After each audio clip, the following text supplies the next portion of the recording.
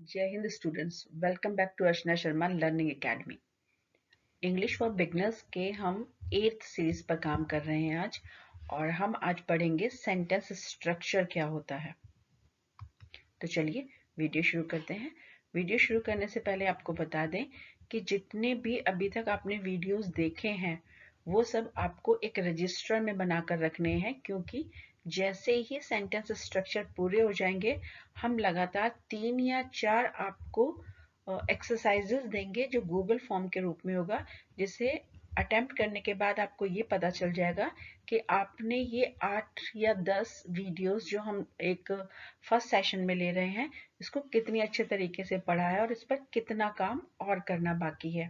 तो चलिए वीडियो शुरू करते हैं। पेन और रजिस्टर ले लीजिए। जब भी आप कोई भाषा सीखना चाहते हैं सबसे पहले नॉलेज का लेना ज़रूरी है, उसके बाद राइटिंग में आप प्रैक्टिस ज़रूर कीजिए और उसके साथ साथ आपको ओरल प्रैक्टिस भी करनी पड़ेगी। हमारा टॉपिक आज है सेंटेंस स्ट्रक्चर, यानी सेंटेंस तो मैं लिख देता हूँ लेकिन मुझे ये समझ में नहीं आता कि पहले क्या लिखूँ बाद में क्या लिखूँ और किस तरीके से मैं एक सेंटेंस को बना पाऊँ। तो सबसे पहली बात याद रखिए, आपको एक सब्जेक्ट का पता होना चाहिए जिसके बारे में आप बात कर रहे हैं, उसको आपको सबसे पहले लिखना है। उसके बाद आपको वर्ब लिखनी है और फिर उसके बाद बचा हुआ सेंटेंस पूरा करना है।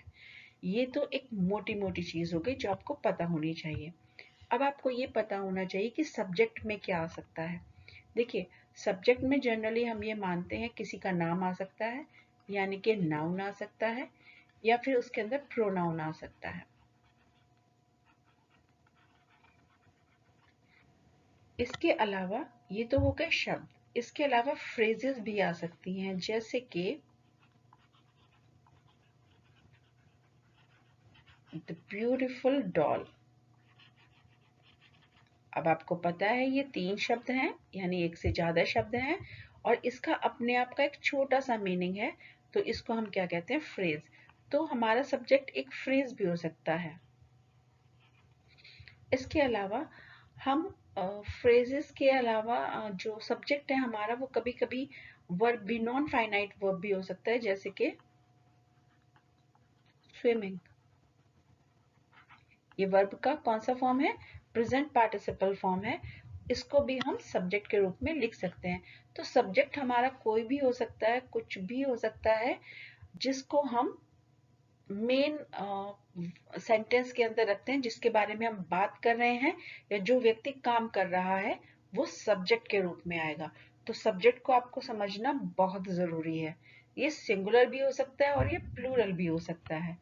तो सब्जेक्ट जिसके बारे में हम बात करें, या फिर जो बहुत ज्यादा इंपॉर्टेंट हो इस पूरे सेंटेंस के लिए, या फिर जो कार्य कर रहा है यानी काम करने वाला व्यक्ति, वो सब्जेक्ट कहलाएगा। तो तीनों फॉर्म में सब्जेक्ट वो ही कहलाएगा जो मेन है। अब इसके बाद अगर हम वर्ब की बात करें तो देखिए, वर्ब केवल एक भी हो सकती है और कभी कभी वर्ब क्या है, हेल्पिंग वर्ब के साथ आती है। जैसे कि मैंने लिखा इज, और आपको पता है क्योंकि ये बी फॉर्म है तो इसके साथ क्या आएगा, आईएनजी फॉर्म आएगा। तो यहाँ पर इज गोइंग, यानी वर्ब दो पार्ट में डिवाइडेड है, फाइनाइट वर्ब इज और नॉन फाइनाइट वर्ब गोइंग में। अगर हम प्रेजेंट इंडेफिनिट या पास्ट इंडेफिनिट सेंटेंस लिखने की बात करेंगे स्ट्रक्चर की, तो यहाँ पर दो वर्ब का होना जरूरी नहीं है, यहाँ सिर्फ एक वर्ब होगा, वो भी वर्ब की फर्स्ट फॉर्म या फिर फर्स्ट फॉर्म में एस और ई एस लगा होगा। अगर ये पास्ट इंडेफिनिट है तो केवल सेकंड फॉर्म लगी होगी। तो पहले सब्जेक्ट को क्लियर करिए। सब्जेक्ट क्या होता है, ये कोई शब्द भी हो सकता है, किसी का नाम भी हो सकता है, प्रोनाउन भी हो सकता है, ये फ्रेज भी हो सकता है, ये नॉन फाइनाइट वर्ब भी हो सकता है। यानी जो चीज मेन है वो सब्जेक्ट हो गया। दूसरी बात वर्ब, वर्ब हमारा हेल्पिंग वर्ब और मेन वर्ब से मिलकर भी बन सकता है और डायरेक्ट हमारा फर्स्ट या सेकंड फॉर्म भी वर्ब हो सकता है। तो अब बात करेंगे कि बाकी जो सेंटेंस है वो हम कैसे पूरा करेंगे। बाकी सेंटेंस को पूरा करने के लिए आप या तो फ्रेज का इस्तेमाल कर सकते हैं, या ऑब्जेक्ट का इस्तेमाल कर सकते हैं, या फिर कॉम्प्लीमेंट का इस्तेमाल कर सकते हैं। अब ये तीनों चीज क्या होती हैं, फ्रेज जैसे इन द रूम, या फिर ऑब्जेक्ट जैसे कि कोई भी नाउन या कोई भी एक वस्तु आप कह लीजिए, या प्रोनाउन भी इसमें आ सकता है, या कोई भी कॉम्प्लीमेंट। कॉम्प्लीमेंट जैसे कि आप किसी को अच्छा बता रहे हैं या बुरा बता रहे हैं या उसके बारे में बात कर रहे हैं, उसे कॉम्प्लीमेंट कह सकते हैं। जैसे गुड, बैड, जैसे मैंने यहाँ पर लिखा आई एम अ टीचर, तो ये टीचर जो है ये वही है जो सब्जेक्ट है आई, तो इसलिए टीचर आई का क्या हो जाएगा, कॉम्प्लीमेंट हो जाएगा। शी इज फैट, वो मोटी है, तो जो मोटा शब्द आया है या क्वालिटी आई है किसके लिए आया है, शी के लिए आया है, तो फैट यहाँ पर कॉम्प्लीमेंट हो जाता है। तो इस तरीके से जो बाकी सेंटेंस बनाते हैं, सेंटेंस का जो बाकी पार्ट हम बना रहे हैं उसमें या तो फ्रेज आ जाता है या ऑब्जेक्ट आ जाएगा और या फिर कॉम्प्लीमेंट आ जाएगा। तो इन सब को कैसे हमें बोलना है, कैसे लिखना है, इसके बारे में अगले स्लाइड में चलते हैं। यहाँ तक आप पॉज कर दीजिए अपने वीडियो को और जो कुछ मैंने लिखा है इसको अपनी नोटबुक में बिल्कुल सही से कॉपी कर लीजिए। तो चलिए आप अदर पार्ट ऑफ स्पीच जो है वो किस तरीके से सेंटेंस को बढ़ाने में काम आएंगे उसके बारे में बात करते हैं। तो पहले सेंटेंस में हम सीख रहे हैं whom या what अगर आपके दिमाग में है लिखते हुए तो हम उसका आंसर किस तरीके से लिखेंगे। सपोज करिए मैंने कहा I visited, मैं विजिट करने के लिए गया। क्या विजिट करने गया, I visited द मॉल, मैंने मॉल को विजिट किया। या फिर किससे मिलने गया, I met mister Ashok. Who का आंसर आ गया, पहले में व्हाट का आंसर आ गया। तो इस तरीके से जब व्हाट और हु आपका क्वेश्चन बने वर्ब को लेकर तो आपको उसका आंसर स्ट्रेट में नाउन देना है या फिर प्रोनाउन देना है। आई लाइक, मैं पसंद करता हूँ। क्या पसंद करता हूँ, क्रिकेट। और आप ऐसे भी कर सकते हैं, आई लाइक प्लेइंग क्रिकेट, मैं क्रिकेट खेलना पसंद करता हूँ। तो आप समझ सकते हैं कि whom और what का आंसर जब आप देते हैं तो उसमें आप सिंपली नाउन या प्रोनाउन का यूज करते हैं। इसके अलावा फ्रेज का यूज भी कर सकते हैं या फिर आप नॉन फाइनाइट वर्ब का यूज भी कर सकते हैं, जैसे हमने प्लेइंग क्रिकेट का यूज कर लिया यहाँ पर। तो ये हु का आंसर देने का तरीका हो गया या व्हाट का। आपको सिर्फ वर्ब से पूछना है कि मैं आगे सेंटेंस को किस तरीके से बढ़ाना चाहता हूँ, और अगर क्वेश्चन है व्हाट तो उसको बढ़ाने का तरीका सिंपल है। अब दूसरी बारी में मैं आंसर करना चाहता हूँ वेयर को, तो अब मुझे प्लेस का यूज करना पड़ेगा। जैसे मैंने कहा आई वेंट, तो आप जगह का नाम बताएंगे ना, कहाँ गए आप, मार्केट। लेकिन वेंट के बाद यहाँ पर टू आता है, तो जब आप किसी जगह का नाम लेते हैं तो उससे पहले एक प्रीपोजिशन का यूज जरूर करते हैं। I will keep my book. अब देखिए फर्स्ट वाले का आई विल कीप, मैं रखूंगा क्या, व्हाट का आंसर क्या आया, माई बुक। कहाँ रखूंगा, वेयर, इन माई बैग। तो इन माई बैग किसका आंसर है, ये वेयर का आंसर है, और माई बुक व्हाट का आंसर है। इस तरीके से सेंटेंस की लेंथ जो है वो बढ़ती चली जाती है और सेंटेंस सुनने में भी अच्छा लगता है। तो व्हाट का इस्तेमाल कैसे करना है हमने फर्स्ट इससे पहले वाली स्लाइड में देख लिया। और वेयर का इस्तेमाल कैसे करना है, वेयर का इस्तेमाल आप जब भी करेंगे प्रीपोजिशन का यूज आपको जरूर करना पड़ेगा। जैसे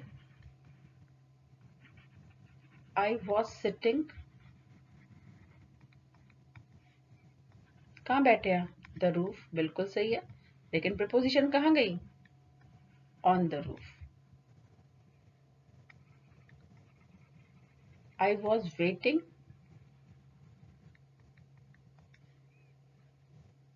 cinema hall.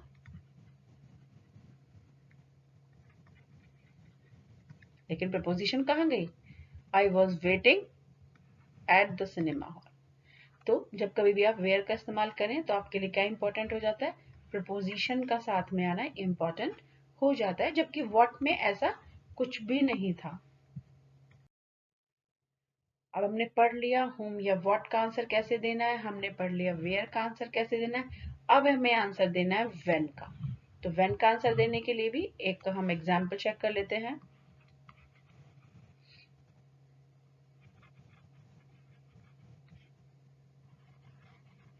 She was going, वो जा रही थी। पहले पूछिए कहाँ? To the market. कब? In the morning.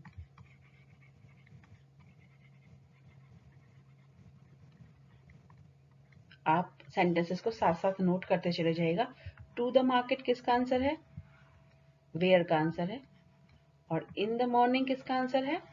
व्हेन का आंसर है। तो इस तरीके से जैसे जैसे आपके पास आइडियाज आते रहते हैं, आप सिर्फ ये देखना है आपको कि किस क्वेश्चन का आंसर आप दे रहे हैं। व्हाट का दे रहे हैं, या फिर whom का आंसर दे रहे हैं, when का आंसर दे रहे हैं, या फिर where का आंसर दे रहे हैं। एक सेंटेंस और चेक कर लेते हैं।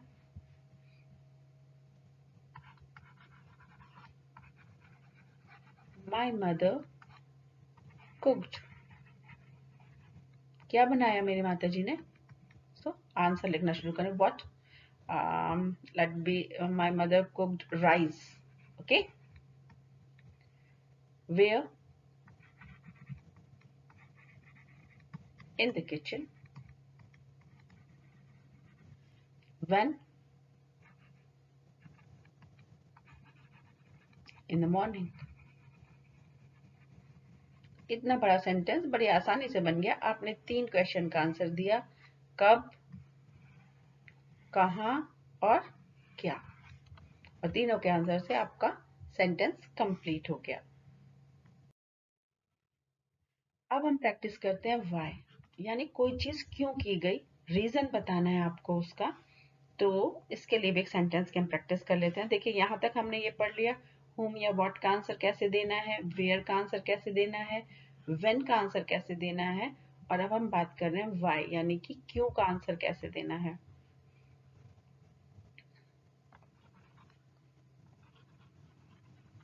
I went, कहाँ गए आप? To the library। ये किसका आंसर था? कहाँ का? To the library।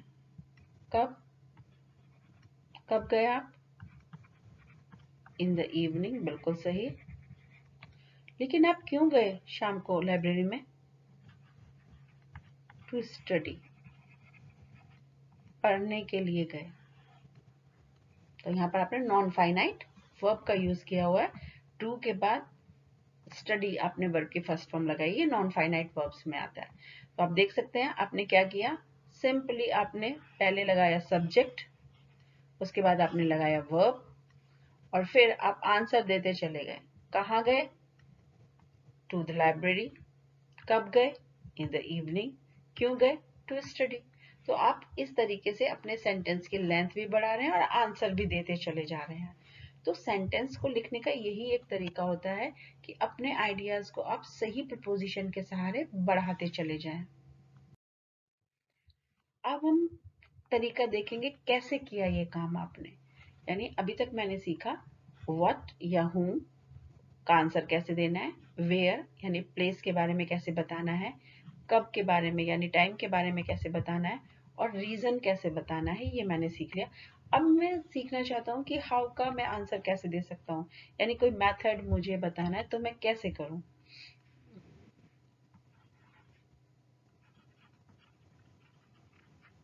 I wrote a book, मैंने एक किताब लिखी। आई रोट, मैंने लिखी, क्या लिखी? एक किताब, बिल्कुल सही है, व्हाट का आंसर आ गया। लेकिन कैसे लिखी? विद द हेल्प ऑफ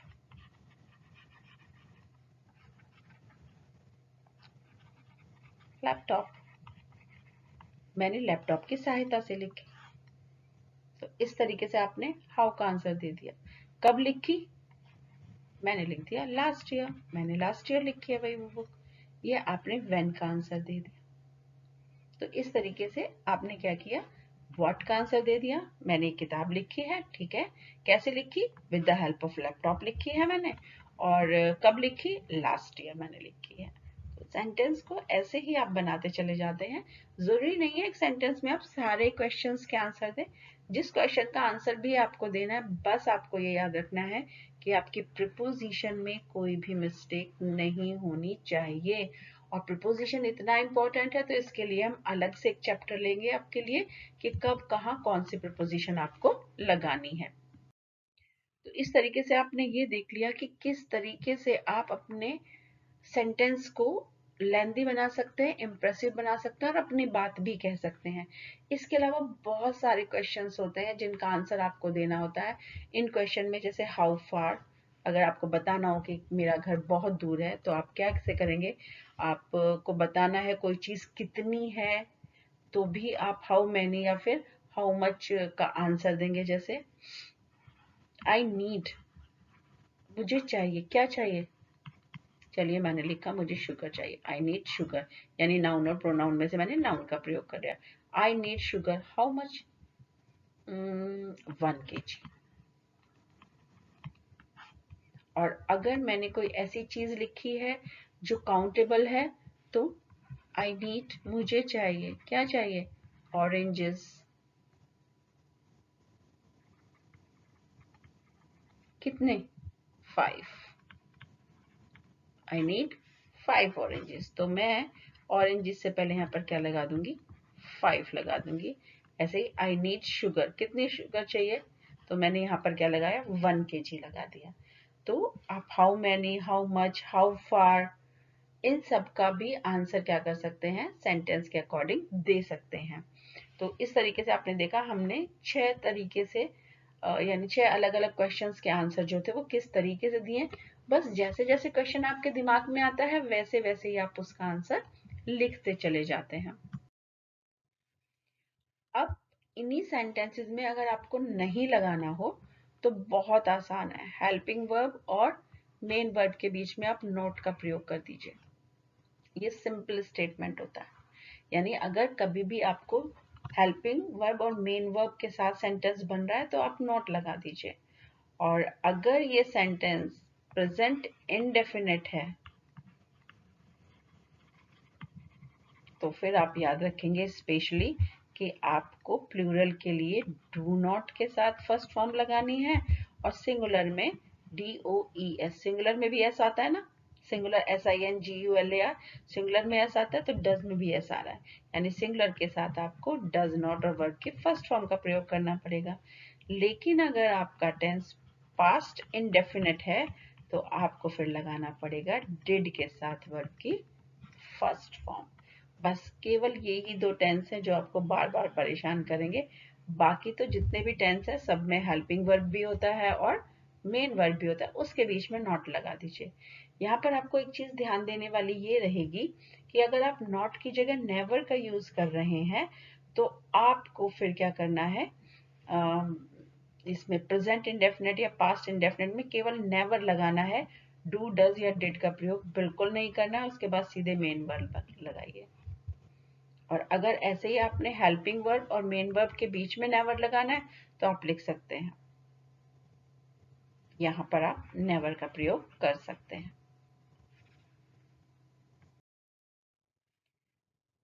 अब अगर सेंटेंस में क्वेश्चन बनाना हो तो और भी आसान है। देखिए पहले आप क्या लिख रहे थे? सब्जेक्ट, और उसके बाद आप लिख रहे थे हेल्पिंग वर्ब और फिर नोट लग रहे थे अगर लगाना है तो केवल, वरना जरूरत नहीं पड़ती। और उसके बाद आप लिख रहे थे मेन वर्ब। लेकिन जैसे ही आप क्वेश्चन बनाना शुरू करते हैं इस हेल्पिंग वर्ब को सामने ले आइए और इस सब्जेक्ट को बाद में ले आइए। और अगर कोई क्वेश्चन वर्ड दिया है तो उसको सबसे शुरू में लिख दीजिए, यानी सबसे पहले वो शब्द लिखिए जो आप पूछना चाह रहे हैं, फिर आप हेल्पिंग वर्ब लगाएंगे। अब हेल्पिंग वर्ब क्या क्या होता है ये मत पूछिएगा, क्योंकि मैंने शुरू के 3 या 4 वीडियोस में आपको हेल्पिंग वर्ब कौन कौन से होते हैं, उनके साथ कौन कौन सी मेन वर्ब लगेगी सब बताया हुआ है। बस आपको अपना रजिस्टर खोलना है या दोबारा से पहले वाले वीडियोस देखने हैं।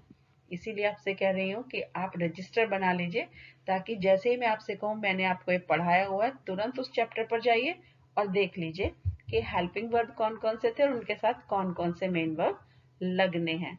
और उसके बाद आप सेंटेंस को आगे बढ़ाने का तरीका आप जानते ही हैं, who, where, when, why, how, या कुछ ही और तरीके से आप इस सेंटेंस को आगे बढ़ा सकते हैं। यहाँ पर थोड़ा सा आपको ठहरना है और पीछे मुड़कर देखना है कि जो कुछ भी आपने आज पढ़ा वो सेंटेंस स्ट्रक्चर को बनाने में आपकी बहुत मदद करेगा।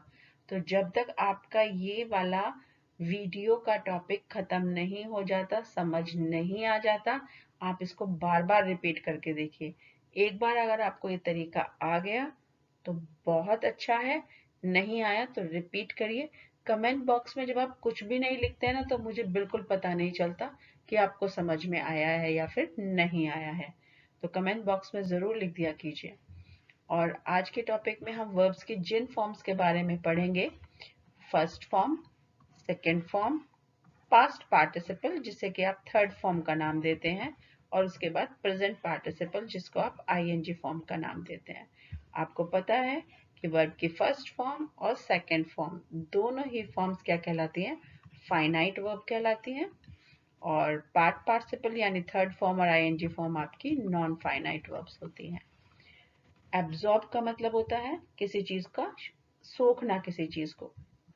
एक्सेप्ट स्वीकार करना, अकम्पनी किसी का साथ देना, अचीव करना यानी प्राप्त करना, एक्वायर करना यानी किसी चीज को घेरना, एक्ट करना यानी किसी काम को करना, ऐड जोड़ना, एड्रेस करना किसी को संबोधित करना, एडजस्ट करना किसी के साथ तालमेल बैठाना, एडमायर करना किसी की प्रशंसा करना।